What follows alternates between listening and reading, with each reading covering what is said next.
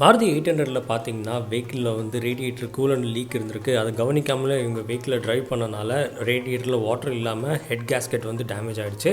So இந்த வெஹிக்கிள்ல இருக்கக்கூடிய head கேஸ்கெட்ட வந்து நம்ம சேஞ்ச் பண்ண போறோம். அதுக்கு நம்ம இந்த இன்ஜினை டிஸ்மேண்டில் பண்ணணும்.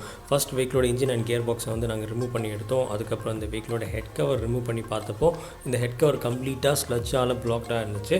வெஹிக்கிளில் வந்து நீங்கள் ப்ராப்பரான டைமில் வந்து ஆயில் மாற்றாமல் விட்டுட்டிங்கன்னா, இந்த மாதிரி தான் உங்களுக்கு ஸ்லட்ஜஸ் ஃபார்ம் ஆகும். ஸோ நம்ம வெஹிக்கிள் வந்து ப்ராப்பரான டைமில் நம்ம ஆயில் மாற்றணும். அதுக்கப்புறம் இந்த வெஹிக்கிளோடைய பிஸ்டன் ஹெட்டில் வந்து பார்த்திங்கன்னா கார்பன் அண்ட் இந்த ஆயில் இருந்துச்சு.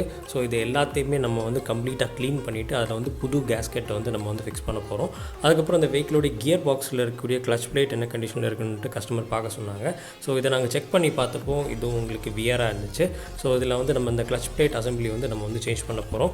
அண்ட் இதான் நம்ம வெஹிக்கிளில் ரிமூவ் பண்ண பழைய கேஸ்கெட். புது வால்ஸ் எல்லாத்தையுமே நம்ம சீட் பண்ணி எல்லாத்தையுமே கிளியர் பண்ணி கொண்டு வந்திருக்கிறோம். இந்த போர்ஷன் இதுக்கு முன்னாடி கம்ப்ளீட்டாக ஸ்லட்ஜாக பிளாக்டாக இருந்திருக்கும். இது நீங்கள் பார்த்துருப்பீங்க.